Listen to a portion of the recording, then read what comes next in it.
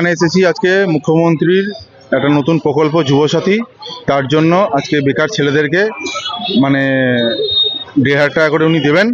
হ্যাঁ, চাকরি বাকরিতে form fill up করার জন্য, তার জন্য এখানে আসা। এবং আজকে লাগছে আপনার মাধ্যমিকের সার্টিফিকেট, হ্যাঁ, আর আধার কার্ডের জেরক্স, আর আপনার 2 কপি করে ছবি, মোবাইল নাম্বার, হ্যাঁ, আর SC/ST থাকলে একটা সার্টিফিকেট লাগছে, ব্যাস, আর বেশি কিছু লাগছে না। যুবসাথী প্রকল্পের জন্য ফর্ম জমা করতে হবে। কি কি ডকুমেন্ট লাগবে? সার্টিফিকেট, অ্যাডমিট কার্ড, আধার কার্ড, ফোন নাম্বার আর ব্যাংকের পাসবুক। কত বয়স আপনার? 21। 21। তো কতটা আশাবাদী এই যে প্রকল্পে বললাম তো, এবার দেখা যাক কি হচ্ছে, আশা করছি হবে। বিভিন্ন জায়গার পাশাপাশি মুর্শিদাবাদ জেলাতেও শুরু হলো যুবসাথী প্রকল্পের ফর্ম বিলি। রেজিস্ট্রেশন ও আবেদনের জন্য সকাল থেকেই লম্বা লাইন ক্যাম্পগুলিতে। এই ক্যাম্প থেকে যুবসাথী, লক্ষ্মীর ভাণ্ডার, ভূমিহীন খেতমজদুর এবং সাধারণ কৃষকরা সরকারি সুবিধার জন্য আবেদন গ্রহণ করা হচ্ছে। আমরা কাউন্টার করেছি, সেটা কাউন্টার প্রথম দিন খোলার সঙ্গে সঙ্গে তার যে উপচে পড়া ভিড় দেখলে পরে মনে হচ্ছে না সত্যিই তিনি প্রত্যেকটা মানুষের জন্য কীভাবে ভাবছেন, প্রত্যেকটা মানুষের কথা চিন্তা করছেন, তার জন্য যেভাবে এগিয়ে আসছেন, এটা মানে কি বলবো, কোনো অনুভূতিতে এটা প্রকাশ করা, খুব একটা অনুভূতিতে প্রকাশ করা মুশকিল। এবং আজকে শুধু 4টে কাউন্টার করেছি বহরমপুর মিউনিসিপ্যালিটির আন্ডারে, সেখানে প্রায় 1500 ফুটফল হয়ে গেছে। আজকে প্রথম দিন 1500 ফুটফল হয়েছে, 10 দিন ব্যাপী হবে। আমাদের টার্গেট ধারণা 18,000 মতন টোটাল এই বেনিফিশিয়ারি, এই উপভোক্তা আমাদের ক্যাম্পগুলোতে এখানে তারা মানে এনলিস্টেড হতে পারবেন, আমাদের যা ডেটা আছে।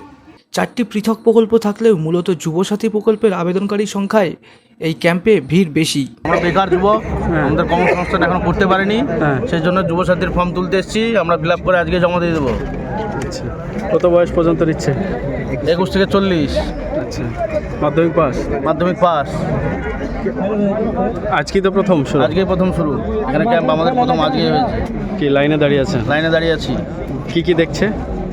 প্রথমে আধার আইডি দেখছে, তারপরে যে সমস্ত কাগজপত্র চেয়েছে সেগুলো অ্যাটাচ করে জমা দিতে হবে। পেলে উপকার হবে। আমাদের যে সরকারি চাকরির যে পরীক্ষাগুলো দিই, ফর্ম ফিল আপগুলো করি, সেগুলো তো এই টাকা থেকে ফর্মটা ফিল আপ করতে পারবো, অসুবিধা হবে না। আমাকে এটা দেওয়ার জন্য খুবই ভালো সুবিধা হয়েছে, আমাদের সবারই জন্যই সুবিধা।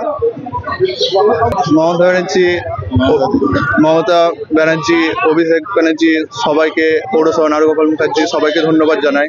1 এপ্রিল থেকে চালু হবে রাজ্যে অন্তর্বর্তী বাজেটে ঘোষিত যুবসাথী প্রকল্প। মাধ্যমিক পাস বেকার যুবক যুবতীদের জন্য মাসে 1,500 টাকা ভাতা দেওয়ার ঘোষণা করা হয় রাজ্য বাজেটে। 15 তারিখ থেকে 26 তারিখ অবধি চলবে এবং এতে মোট 4 রকমের প্রকল্পের জন্য সব ফর্মস দেওয়া হচ্ছে, ফর্মসগুলো নেওয়া হচ্ছে, যেখানে আমরা দেখতে পাচ্ছি যুবসাথী এবং ক্ষেত মজুর নিয়ে যে প্রকল্প আছে তাতে অনেক ভিড় হচ্ছে, অনেক চাহিদা আছে মানুষের।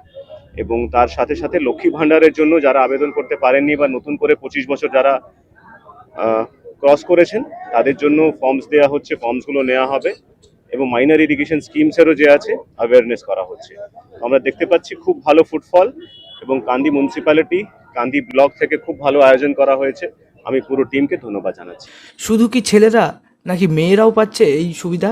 মেয়েরাও পাচ্ছে, যারা লক্ষ্মী ভান্ডার পাচ্ছে না ওনাদের, যেটা 21 থেকে, যেহেতু লক্ষ্মী ভান্ডার আমরা 25 বছর থেকে দিচ্ছি, এটা যেহেতু 21 বছর থেকে আছে, 21 বছর থেকে যারা 25 বছরের মধ্যে আছে ওরাও যদি এই ক্রাইটেরিয়া ফুলফিল করে মাধ্যমিক করা আর আপনার অন্য কোনো মানে এরকম কোনো সহলিয়ত পাচ্ছে না, তাহলে ওই রকম হলে ওনারাও এটাতে অ্যাপ্লাই করতে পারে। যুবসাথী প্রকল্প নিয়ে খুশি অনেকেই।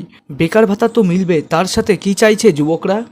এগুলো না দিয়ে যদি চাকরি দেয় বেশি বেটার হবে, কারণ অনেক বেশিরভাগই অশিক্ষিত ছেলের হার বেড়ে গেছে, ওই জন্য এসব না দিয়ে চাকরি দিলে বেশি বেটার হবে বলে মনে হয় আমাদের। আসলে কেন হবে, বেশি বেকারত্বের হার বেড়ে গেছে, চাকরির হার কমে গেছে, ওই জন্য আমরা সকলে ওটাই চাইবো যে এগুলা না দিয়ে যদি চাকরি দেয় বেশি ভালো হবে, সুবিধা হবে মানুষের। 26শে ফেব্রুয়ারি পর্যন্ত চলবে যুবসাথী প্রকল্পের রেজিস্ট্রেশন।